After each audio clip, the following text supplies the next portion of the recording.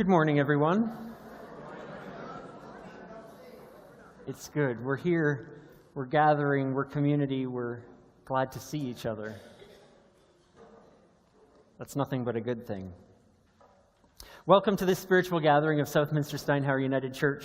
Welcome to those of you who are here for the first time, or for the first time in a while. Welcome to those of you who join us through our website or YouTube online. And welcome to those of you who join us regularly in this circle. We gather first with gratitude. Gratitude for this new day, for our very breath, and for yet another opportunity to love and be loved. Gratitude also for this place that we sit. Not just the chair, but for the reality that this is ancient and beautiful land, part of our Mother Earth, sacred, special, honored in its very existence. Gratitude for this land, cared for by the indigenous ones who dwelled here, for the Cree people, for the Papas Chase First Nation, for the Métis of central Alberta. We honor, too, that we, like all humans, are but borrowers of this land. We recognize the hurt that has come as a result of the land, and the hope and reconciliation and partnership on this very same patch of earth. And we have gratitude for those who now find themselves to be adopted by this place called Edmonton, who now find themselves a home here, for this structure built by some in this room, honored and appreciated by all of us. And gratitude for the people of this community. Gratitude that we're made unique and strong by each and every person that is a part of us.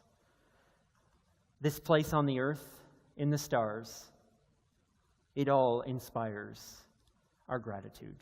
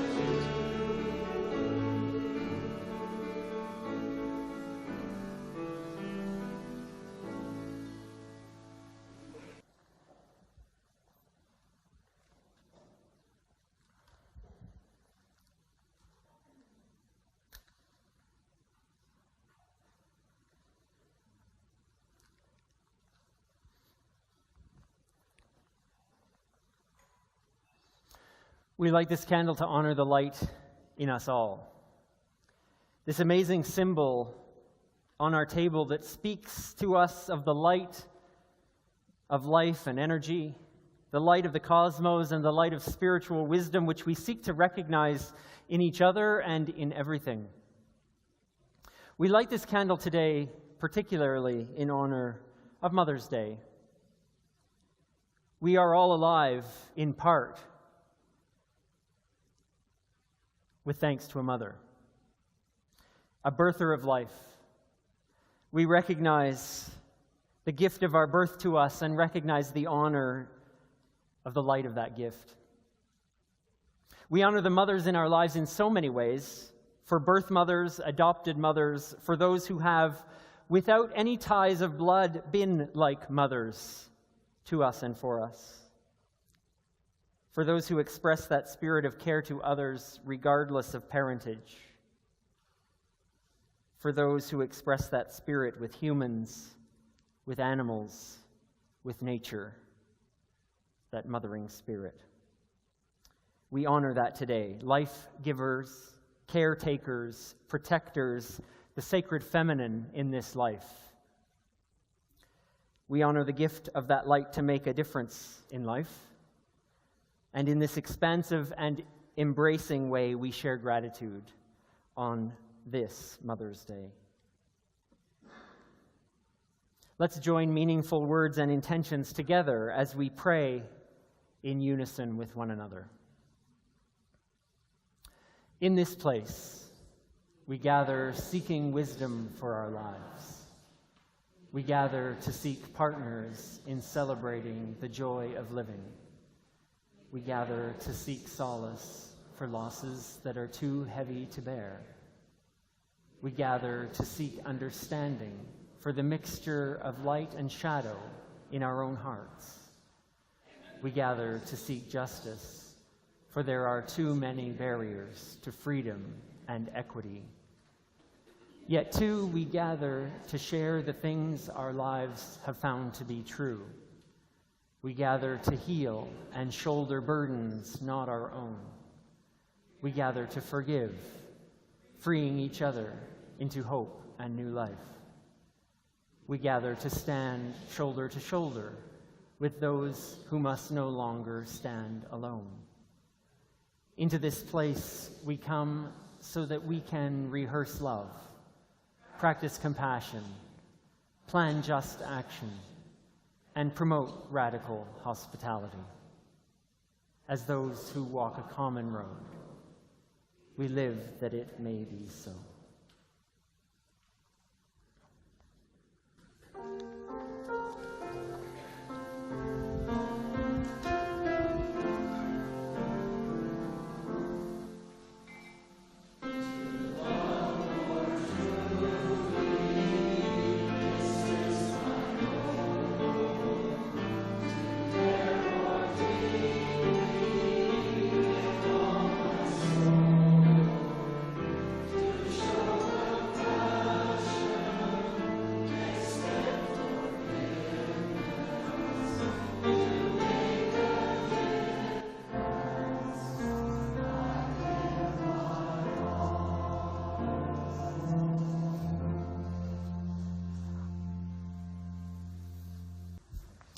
Now I'd like to invite all the children and everyone who's young at heart to come and join me in looking at this wonderful book.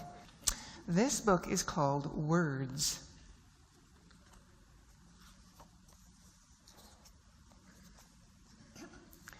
There once was a letter alone on a page, surrounded by a sea of white space. Restless, yet hopeful, it went on its way in search of some kind of meaning. Soon it found others that resembled its kind, each with a vision and flair of its own. Bewildered, determined, and convinced there was more, it marched on. It came upon clusters that caused it to shrivel. You see what some of these clusters are, what those words are? Sad, pain, go away, bully, hurt, I don't like you. yet others that made it smile and recover. Peace, kind, good choices, feelings, friend, happy, let's play. It bounced about from one to another. Fear, help, selfish, smile, mean, hope, never quite finding a balance. It glanced at the bold groups, demanding and harsh, crushing, taking, daring. It turned to the light ones, inviting and mild, inspiring, giving, sharing.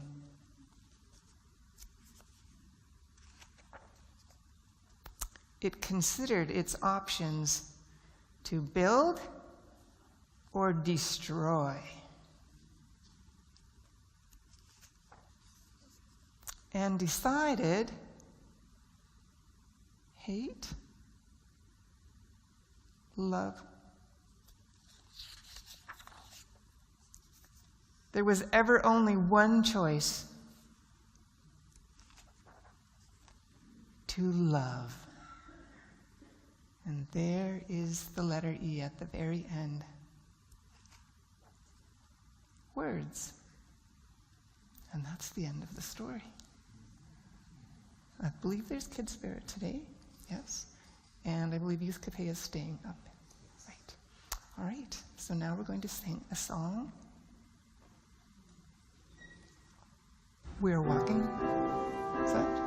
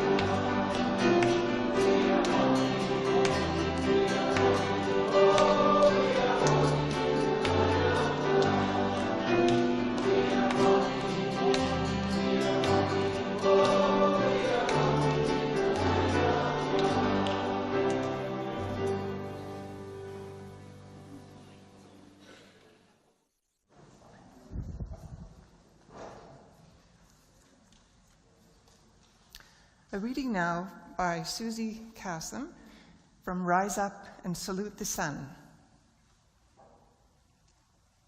To really change the world, we have to help people change the way they see things. Global betterment is a mental process, not one that requires huge sums of money or a high level of authority. Change has to be psychological. So if you want to see real change, stay persistent in educating humanity on how similar we all are than different. Don't only strive to be the change you want to see in the world, but also help all those around you see the world through commonalities of the heart so that they would want to change with you. This is how humanity will evolve to become better. This is how you can change the world. The language of the heart is humanity's main common language. These are words of a contemporary American writer.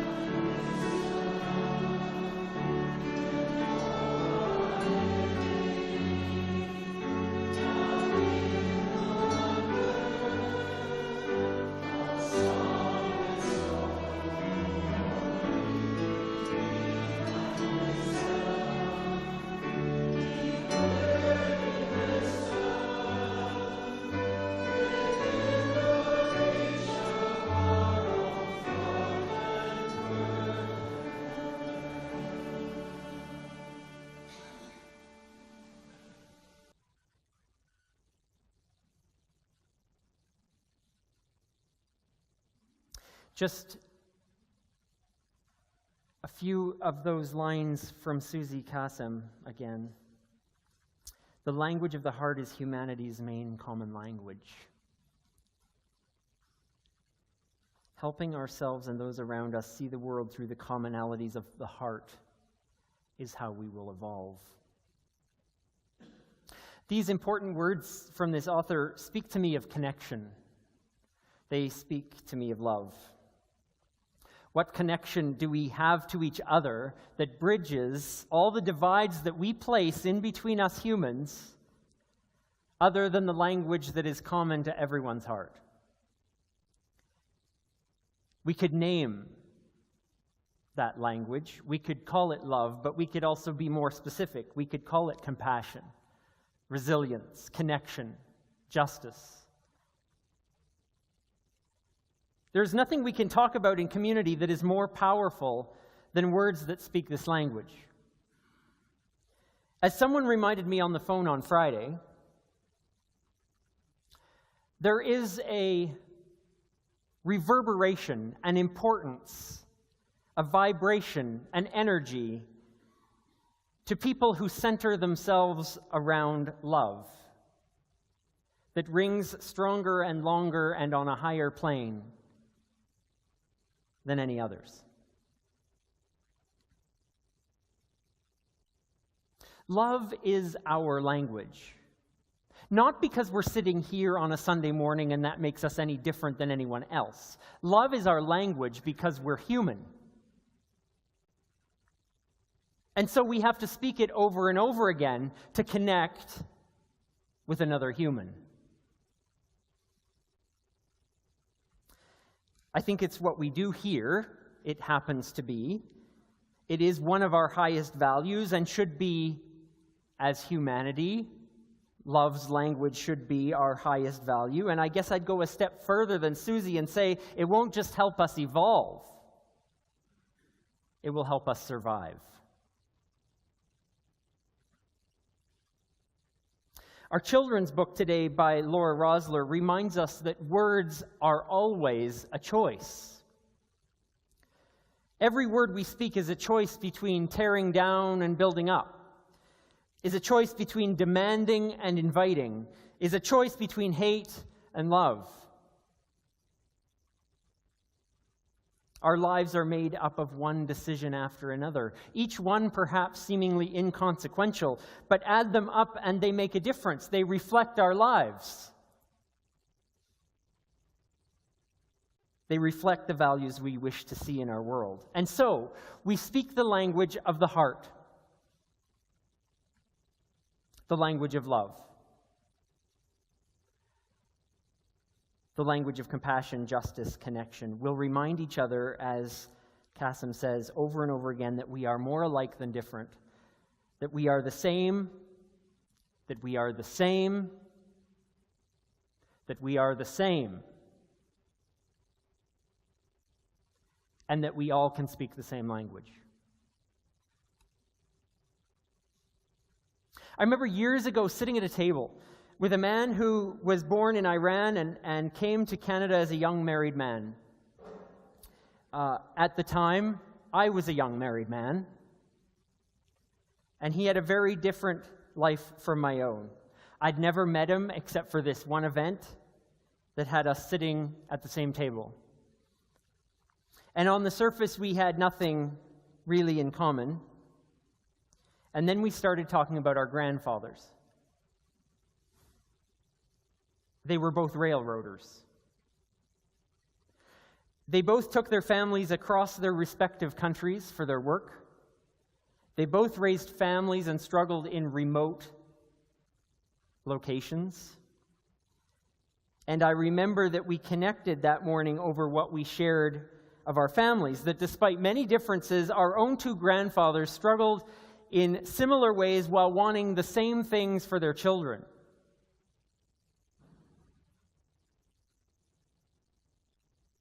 One specific story that we both shared of our grandfathers wanting their wives to have health and care. in these remote places. The language of our heart's desires, the loves of our lives, the passions of our work, the kind of world we wish for our families, is there anything as strong that will help us survive in a world of seemingly bigger divisions of race, ethnicity, religion, politics? Is there anything stronger than this language of the heart that will connect us in a world of disconnection?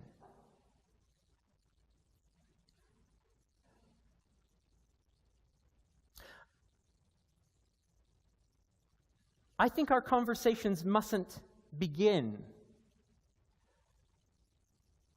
with questions that we often think are really good icebreakers and ways to start up a conversation, like, how did you react to that issue we heard on the news last night? Or what do you think about what's going on south of the border?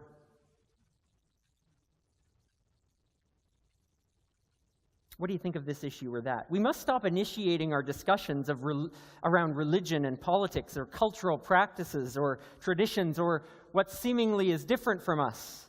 We must start connecting on a human level of desires for our world. What do we want out of this life?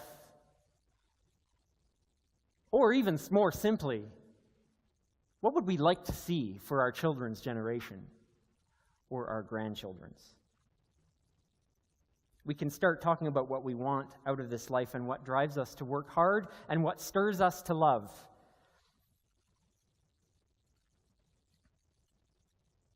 I was in the States last week, my first time since you know what. And there was a lot of talk of politics. A lot. I was in the Northwest, so they were thinking a particular way, primarily. But there were people from all over the U.S., people from different countries at the place where I was at, and there was a lot of talk of politics. And it was not talk that unified. Even though it seemed like there was agreement on a number of issues, it was not talk that unified. Because it wasn't connecting anyone on a human level. It was connecting someone on an issue, and it was connecting people on what side of an aisle they found themselves on, but it did not connect with their hearts. There was not a lot of love language being spoken. Now, this is where this is going for me. What we might call love, this way of seeing each other and being with each other and talking with each other, this way of connection with our humanity, the critical work of finding that which ties us together as humans. This may start with talk, but it doesn't end there. There's a teaching in our Christian tradition that moves us from here to somewhere else. And it comes in a few different places, but it comes from primarily a community that was trying to live in a particular way in following the teachings of Jesus in the first century, a community that was wondering how they should judge good teaching from bad. We all have to make that determination. Or how they should determine wisdom worth living from wisdom that can be discarded. And they seem to have decided, this community, that they should judge these things based on that person's ethics, based on their love. Here's the teaching from 1 John.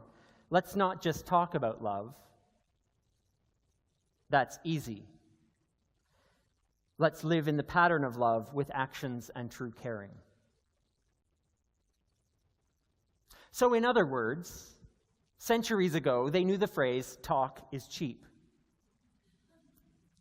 We'll wait and see if you're for real by how it plays out in your life. That's not bad advice 2,000 years ago. It's not bad advice today. So what do we do about this love we talk about? Feels so nebulous, so cloudy. How should we talk? How should we connect with each other's hearts? Well, we can start conversations in different ways. We can have conversations much like what I talked about. If it's about expressing compassion, kindness, justice, inclusion, acceptance, then what do we do? And I think what we do is we just get on with getting busy. And I think here's where the legacy of SSUC is so important. We've just celebrated 50 years, an important milestone. And what we recognized in that 50 years is something very close to the surface for anyone who's been around this community for any length of time, even a short amount of time, and that is that this place has always been big on social justice. What does that mean? Big words that really just means if there's a need, let's see how we can meet it. If there's an injustice, let's use our voices and actions together to bring some relief to that injustice. Indigenous women, inner city seniors, Palestinian farmers, refugees in need of safe home. These are all ways we, as community, have put our actions where our words have been. And now it's 2017. We've celebrated 50 years, and we wonder what comes next. For what it's worth, here's what I think, because I'm the one standing here. Spirituality, when it comes down to it, we call it many things. We call it Christianity, but we can just as easily call it Judaism, Islam, atheism, humanism, or just plain wanting to be a good person. All spirituality is the act of putting human love into practice with other people. So it doesn't matter what we call ourselves. That's another one of those human-constructed barriers to real meaning and action. And when we talk about our differences in all those categories, by the way, we're skirting the real issues. When we're not talking the language of the heart, we're not getting at what's real. We're getting at what we've put up around us, social constructs of religion, of race, of sects. And we're not getting to the real thing. And we're not getting to any action. So our humanity must be about the words, the language of love, but also about the actions. Here are the words of Charles Eisenstein. He says this: "Without deep work on yourself, how will you avoid recreating your own internalized oppression in everything you do?" So often we see the same abuses of power, the same organizational dysfunctions among social change activists as we do in the institutions they seek to change. If I translate that into the language of the church, what it says is, the church ain't better than anywhere else. These two things, word and action, or to put it another way, inner transformation and social transformation, they go together so closely. Because if we're not reflective about what we're doing, we'll just make the same mistakes over and over and over again. The emancipated will become the occupier. The abused will become the abuser. The lovers will spin ourselves into the ground and have nothing left to give. We'll burn out. Unless we do transformation work on ourselves, we'll remain products of the very same civilization we seek to transform.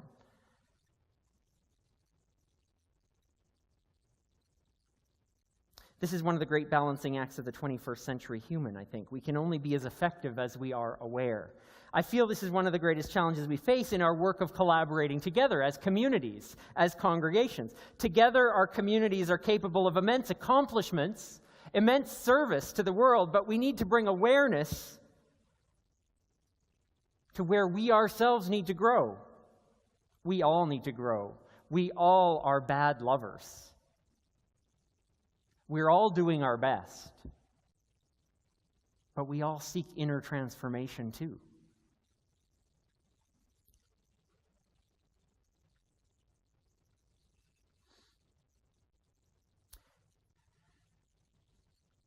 So deep reflection and action go together.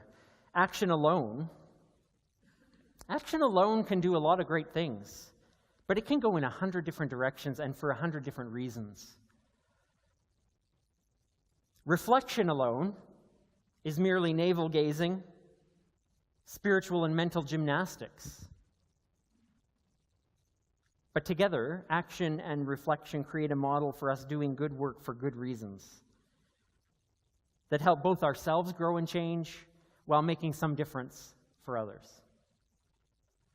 It's why I believe it's better to be working for the common good together in community rather than alone. We keep each other honest. We keep each other helping each other to act and reflect and act and reflect and then act and then reflect. We do more together than apart. If you're part of this gathering, you probably care about your community. However you define your community. You probably have ideas about your community or your neighborhood, or how this spiritual community should or could respond to the needs you see, or a particular issue rearing its head in the world. How should we respond? And that's good. And because I don't know what you're thinking, I'll tell you what I've been thinking lately. Here's what's on my mind. I've been thinking about, because of a few meetings I've had lately, I've been thinking about that excess land over there,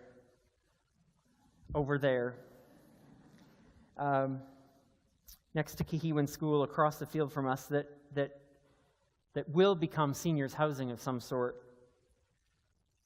and how the church can respond to the need for housing for LGBTQ seniors.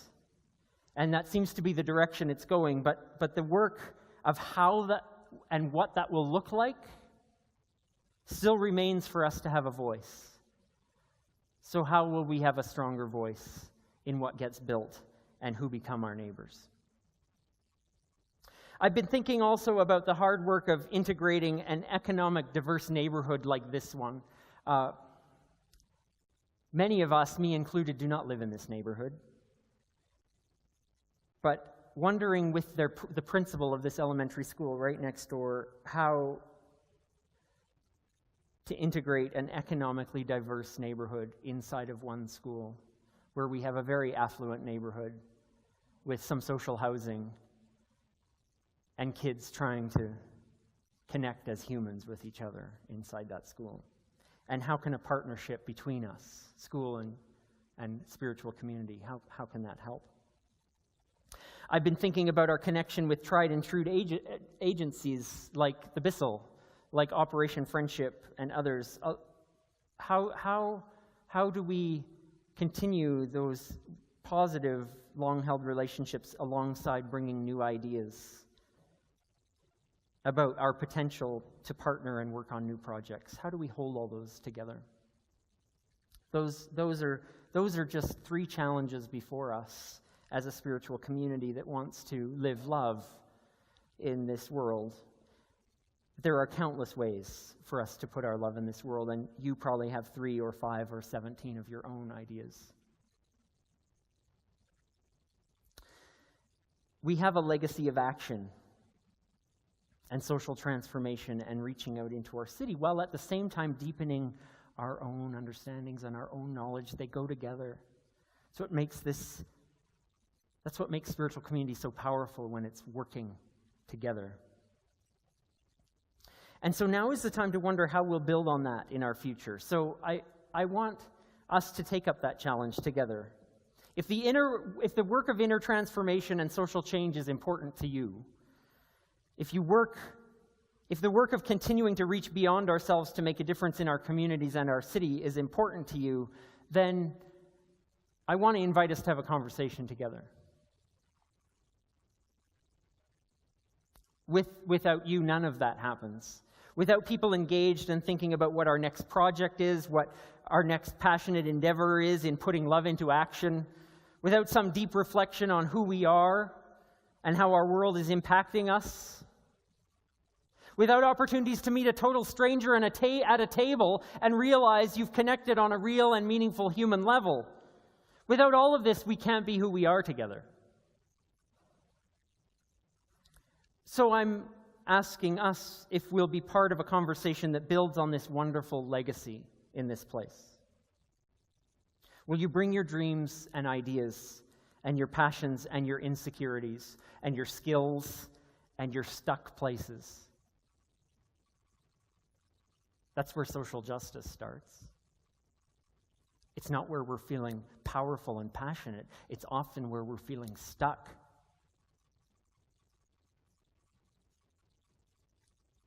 And dumb, like we don't know what's next.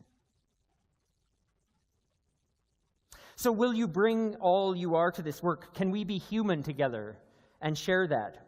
Can we succeed and fail together? We'll make a difference together, of course, whether we do either. We'll change ourselves and we'll change others. I want to, like another piece of spiritual wisdom from our tradition says, to love from the center of who we are. I want us to do that. I want us to speak the language of love from our very centers and put it into practice.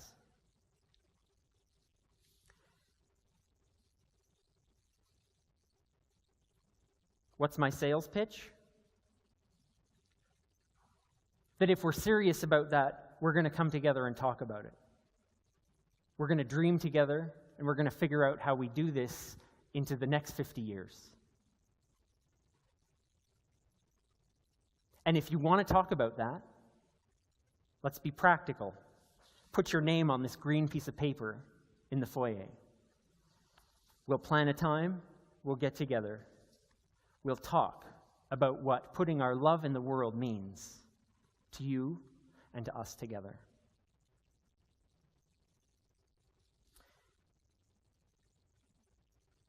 We start with talking, the language of love.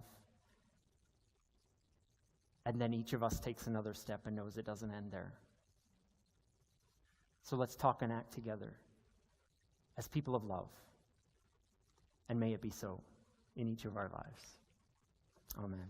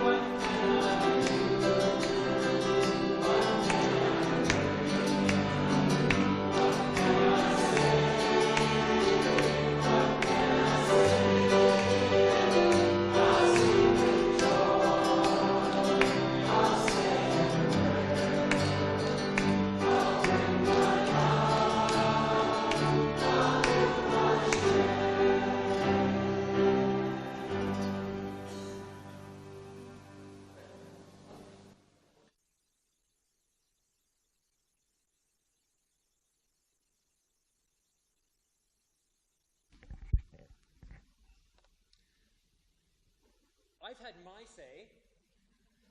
Now you get yours. Part of being community together is sharing not only in-depth conversation, ideas, places of both joy and places where we're stuck, but also in sharing the needs of our lives in the world with each other. It begins with breaking open our hearts to others so that the language of love and the acts of love can make their way in. So now is a time for us to share our intentions of love and justice in this world. What does that mean? Maybe it's something you celebrate in this life. Maybe it's something you yearn for our world. Maybe it's something that's weighing you down. Maybe it's something that's keeping you afloat. I invite us to share briefly a few of these prayers. We can't hear from everyone, of course, but let's begin and share some intentions of love and justice in our world. And as we hear each one, I'll say the words in this our common need, and would you all reply, may love abound. What are your intentions of love and justice in this world? Our sorrow, we know our joy, we know our celebration, and in that we move forward together. For all the prayers that were shared this morning, for all those that remain within our hearts, for just us, in our common need, may love abound.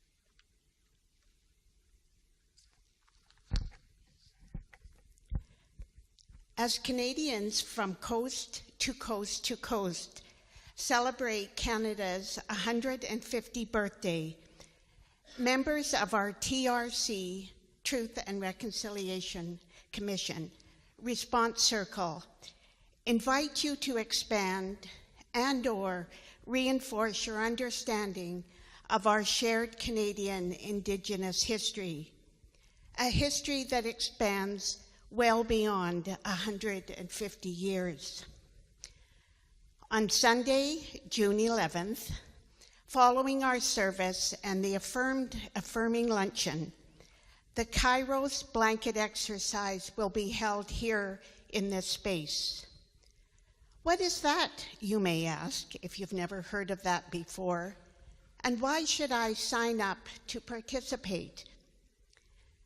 The Kairos blanket exercise was developed as a response to the 1996 report of the Royal Commission on Aboriginal Peoples as a key step to reconciliation.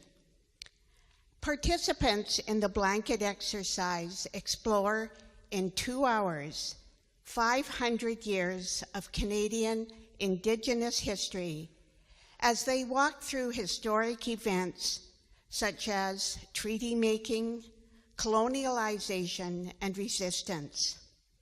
Through active participation and a feedback session later, participants gain a greater understanding on an intellectual as well as emotional level about Canadian Indigenous history that most of us in this room probably never ever studied in school. After participating in a blanket exercise in the United Church in Yellowknife this winter, Hugh Malone shares, "Growing up, I heard many jokes that made fun of and demeaned Aboriginal people. I was part of that group that never received any information about Aboriginal history. I don't ever remember hearing about residential schools in any of my courses or studies. Through the blanket exercise, I learned a great deal. I began to question my assumptions. Reconciliation for me is a step that I must begin. Our TRC response group here at Southminster invite you to experience with us the blanket exercise, again as I mentioned, on June 11th from 12:30 to 2:30. We invite you even if you've participated many times before, and we know that there are some of you who certainly have, or if you have never even heard about what a blanket exercise might be. It's a community event, and we encourage you to invite others. We ask you to do only 3 simple things. 1, sign up so we know how many we can expect. Pay a small, if possible, $5 fee that goes to the Kairos. And on June 11th, bring a blanket with you.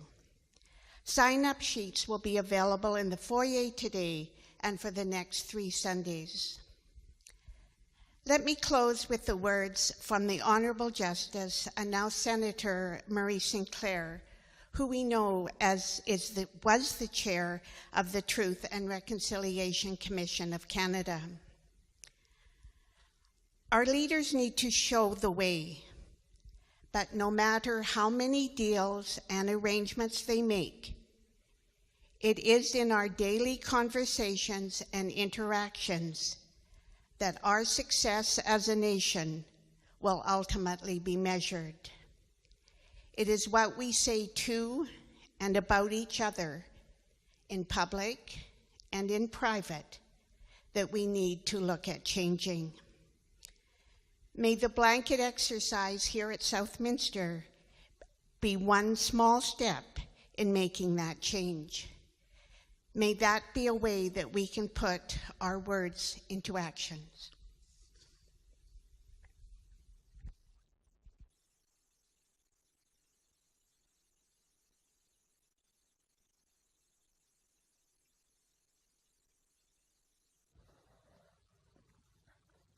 This is a time where we can share all of the fantastic things that are going on in the life and work of our community in the coming days, in the coming weeks. If you've got something to share, please come forward. And while that's happening, I'll share some exciting work that is happening among a planning team, or actually more like 2 or 3 planning teams have been working very hard at planning the Ever Wonder Conference, which will happen September 1st to 3rd, right here at SSUC. This is an expansive spirituality conference that will bring together speakers locally and from across Canada to lead us and to help us shape some spiritual thinking, some spiritual practice, and around ideas of expansive spirituality for 3 days in the fall. So the registration is now open. Please go to that website that you see there. There's lots of information there about speakers and panels and sessions that can be attended over those 3 days. It will be an exciting 3 days here, and we're looking very forward to it. Please consider attending.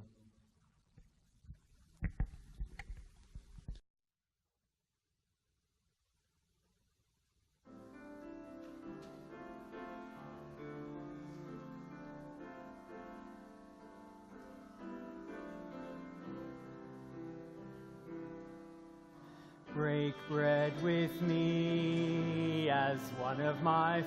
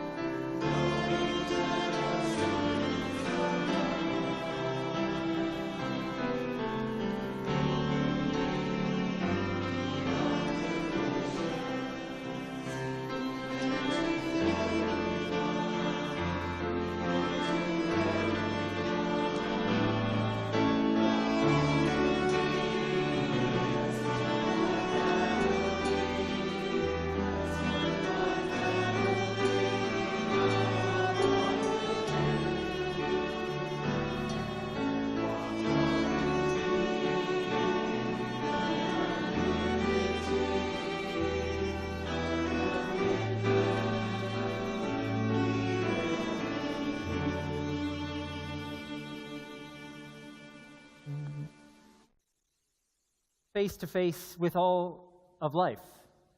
We come face to face with that together. Life around us, within us, between us, not just an idealized and glorified life, but life in all its reality. Its disappointments, its hopes, its messiness, and its confusion. And as we share this meal together, we will respond with hope as I say the words as life confronts us. Please respond. We respond with hope. We invite into our present the truth of the past and the mystery of our futures, recognizing where we've met life circumstances. To tear down and build up has been our choice. To go it alone or together. To embrace a new direction or stay the course. To be surrounded by negative voices or positive influence. To react with bitterness or with hopefulness. As life confronts us, we respond with hope. And so we celebrate how this community and these people around us might leave us changed. That we have a safe place to question. That we have new ways of framing our experiences. That we have motivating energy for coming face to face with our world as it is. Recognizing the joy of being present to each other in a common quest to honestly live out our spiritual lives. As life confronts us, we respond with hope. This table has long been a sign and symbol of our coming together between us and life, the fusion of people, of values, of community. We break this bread in celebration of life that flows from our depths, strengthening our compassion, solidifying our sense of justice, converging our common need. As life confronts us, we respond with hope.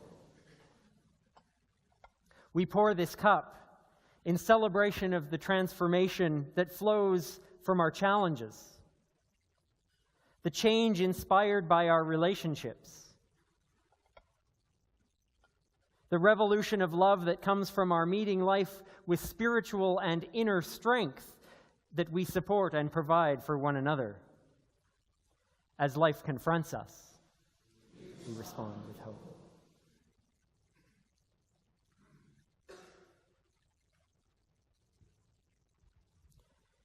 This table is an invitation to meet together, to consider ourselves in a new way, to come to each other with common questions and common needs, to come with one another ready to change and be changed by the experiences of our lives.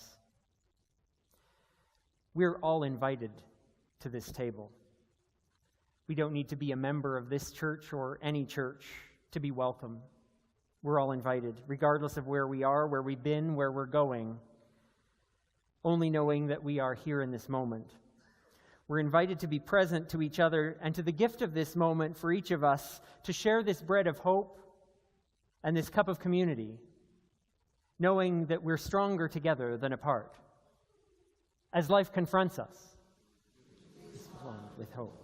So come to the gifts of this good earth and the gifts of the symbol of this meal to strengthen each of us in our going out and in our living love. Come, the table's ready.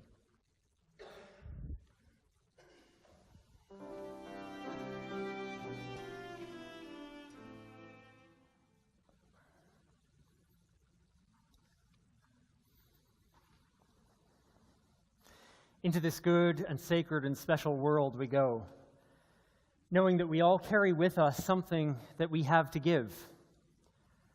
Not just who we are, but what we are.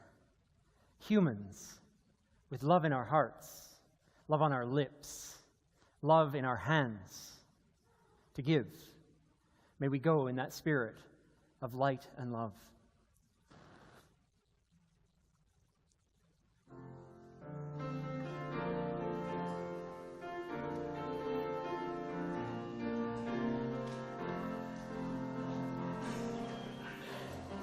Go to the